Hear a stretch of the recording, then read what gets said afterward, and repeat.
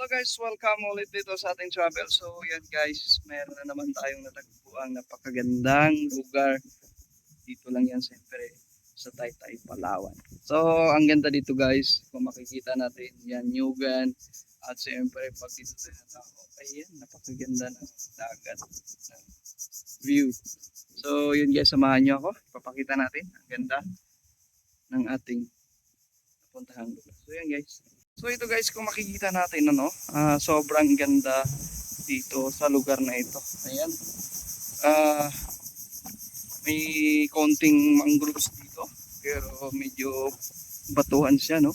At kung titingnan natin dito, meron ding white sand. So medyo marami lang siyang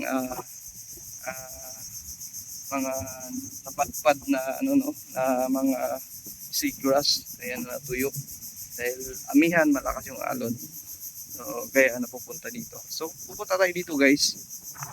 Napakaganda. Ang linaw ng tubig. Ayan.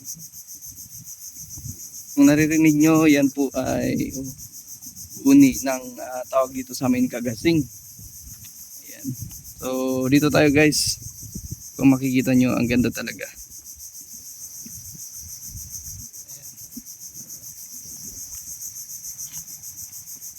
Sarap maligo guys, nga lang batuhan lang, no. At yung mga bato na nakikita natin parang volcanic rock, no. Galing dun sa volcano na pumutok, pero hindi natin alam kung may volcan dito. So yun guys, kung makikita nyo, ang ganda talaga dito guys. Ayan. At maraming mga bangka dyan na pangisda, no. Ang linaw ng tubig guys, oh. Makikita nyo. Ang linaw. Ayan. Sobrang linaw ng tubig.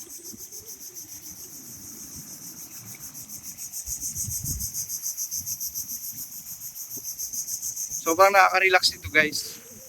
So yun guys, sobrang nakaka-relax talaga yung mga ganitong lugar. So maswerte yung mga taong nakatira sa ganitong lugar, no. Kung may mga problema kayo, madaling masolusyonan. Dahil nakapag-isip ka ng maayos dahil sa kalikasan, sa ganda ng lugar. So yun guys, sana nag-enjoy po kayo sa mga nakita nyo dito sa ating mga content. Supportahan nyo po PL Ocon and sa aking page PL Next Vlog. So yun guys, bye bye!